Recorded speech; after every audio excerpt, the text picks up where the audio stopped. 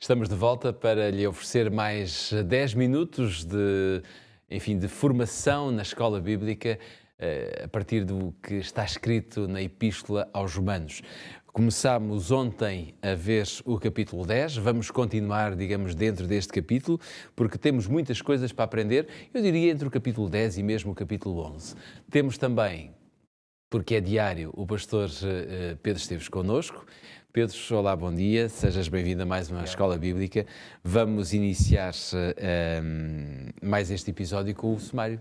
O nosso sumário de hoje, no fundo, a ideia-chave para este programa é tentarmos perceber de que forma é que a Igreja cristã é mais uma continuidade do que propriamente ruptura com a grande herança judaica e de revelação de Deus ao seu povo. Claro que Paulo é o homem perfeito para nos explicar esta ligação. Muito bem.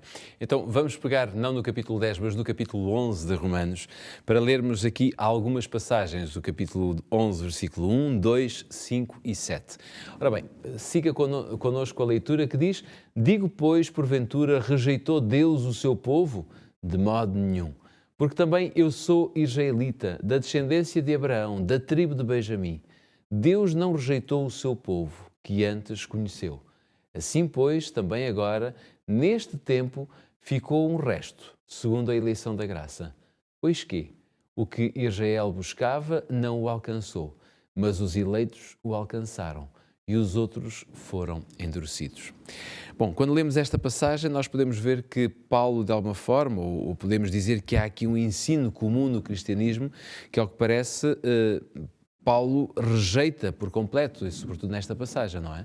Sim, esse ensino comum a que te referes é claramente a ideia de que Cristo e, portanto, o cristianismo, a Igreja fundada por Cristo, de alguma maneira, significam uma rejeição, se quisermos, do Antigo Testamento ou de tudo aquilo que foi a herança judaica que Deus estabeleceu em Israel. E o apóstolo Paulo é muito claro a estabelecer aqui uma nova realidade, nova, comparando-a com esta dimensão que ainda hoje no mundo cristão algumas pessoas parecem querer, o apóstolo dizendo que, na verdade, Deus não rejeitou um povo. Então, alguma coisa foi anulada, o que é que continuou? E é interessante que o apóstolo dá-nos aqui algumas pistas para compreendermos que o que aconteceu, na verdade, foi um processo de continuidade. Quer dizer, que há uma nova fase na história da relação entre Deus e o seu povo, e a terra e os seres humanos, é evidente que há. Aliás, nós devemos, sobretudo, compreender as várias etapas que nos são apresentadas ao longo de toda a revelação bíblica como etapas do relacionamento entre Deus e o homem. Isso. É quase como se essa fosse a verdadeira história que a Bíblia conta. É verdade que no Éden, os primeiros capítulos da Bíblia, é-nos ali apresentada uma forma de relacionamento entre Deus e o ser humano, os nossos pais, muito distinta da forma de relação que vamos encontrar no tempo dos patriarcas, essa distinta do tempo ou da forma como Deus se começou a relacionar com o povo, especialmente depois de Moisés, por exemplo. Claro.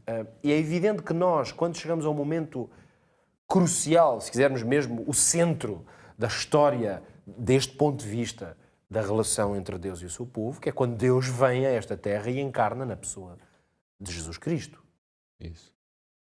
Obviamente que isso inicia uma nova etapa, muito distinta do relacionamento que, durante séculos, Deus estabeleceu com o seu povo, nomeadamente através de dimensões como o sacerdócio, no santuário, ou através dos profetas, a quem Deus entregava mensagens específicas de alerta para o povo. Agora, Cristo traz naturalmente uma nova dimensão e uma nova etapa. O próprio Jesus chamou-lhe uma nova aliança, no momento em que celebrava a ceia com os apóstolos e dizia que este era o sangue de uma nova aliança. Claro. Agora, esta nova revelação, estes novos parâmetros do relacionamento com Deus em Cristo, eles assentam sobre uma raiz, é evidente, sobre um tronco comum. Se quisermos, uma herança que representa um historial riquíssimo que seria impensável a ideia de que esse historial tornou-se uma coisa obsoleta ou desnecessária. E porquê é que seria impensável? Porque esses séculos de relação entre Deus e o seu povo, que estão registados nas Escrituras, naquilo que nós chamamos Velho ou Antigo Testamento, são, na verdade, história de revelação. Claro. São revelação de Deus. Ora, a revelação de Deus não muda. Claro. Estas diferentes etapas colocam novas dimensões, como eu acabei de explicar. No Éden temos uma dimensão diferente no relacionamento.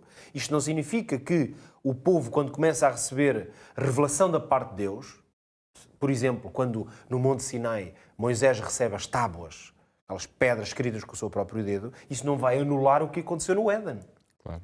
Porque ali a revelação não tinha a forma de 10 mandamentos, por exemplo.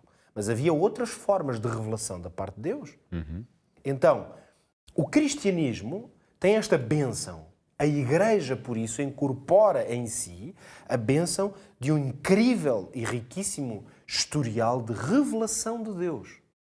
Por isso é que o apóstolo Paulo vai afirmar coisas como de forma nenhuma Deus rejeitou o seu povo. Como é que ele o afirma? Dizendo que o que Israel buscava não alcançou, mas os eleitos alcançaram. Então, o que é que isto nos mostra? Basta pensarmos que as promessas messiânicas da vinda de um príncipe da paz, da vinda de um Messias libertador, essas promessas foram feitas a quem? Não foram feitas à Igreja cristã, porque a Igreja não existia ainda. Existia o povo de Deus, Israel, se quisermos, para entendermos melhor. Se as promessas de um Messias foram feitas a Israel, e se o Messias veio a Israel, veio aos seus. Claro. Foi o próprio Jesus que o disse, ele veio aos seus. Agora, estamos aqui na segunda dimensão que o apóstolo Paulo fala. A questão é que os seus não o receberam. Pois.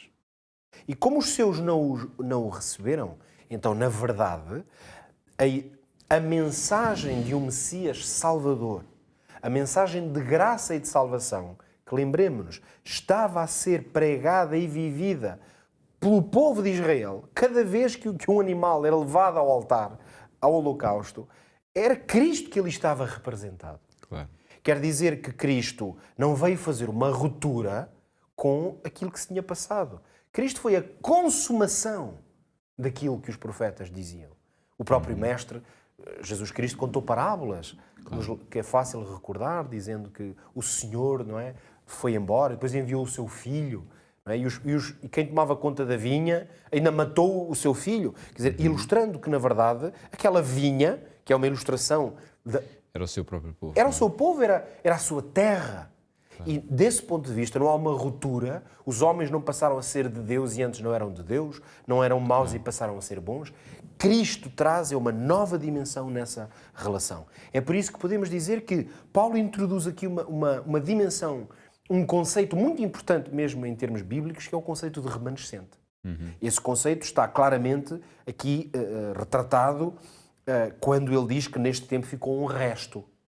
Esse resto, um resto, fica sempre de alguma coisa que já existia. Esse remanescente vai se tornar, no fundo, a Igreja. Ou seja, vão ser aqueles que, mesmo que fossem de origem judaica, e lembremos que os primeiros cristãos eram todos judeus, Claro. simplesmente eram judeus que aceitaram pela pregação dos apóstolos que, afinal, Jesus era o Messias que sempre esperaram. Claro. Por isso é que podemos dizer que esse, como tu começaste, esse ensino comum de que há uma ruptura e que o Velho Testamento, que a Antiga Aliança não tem nada para nós, foi abolida ou esquecida, será negar a própria essência, Ou seja, do cristianismo. não houve um corte com o passado. Não há um corte com o passado, há uma nova etapa na relação com Cristo. Essa nova etapa anula algumas coisas, mas essa nova etapa ela está baseada numa raiz muito importante.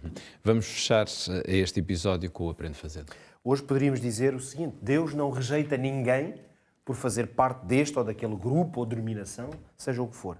Deus, na verdade, chama homens e mulheres de todos os povos para quê?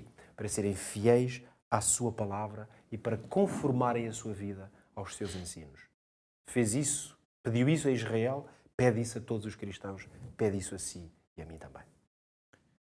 Nada mais por hoje, ficam as nossas despedidas, lembrando apenas que o nosso próximo episódio continuará nesta linha de chegarmos ao fim do livro de Romanos, procurando tirar todo o sumo possível desta epístola que é tão rica e tão valiosa para todos nós. Então, encontro marcado para o nosso próximo episódio. Até lá.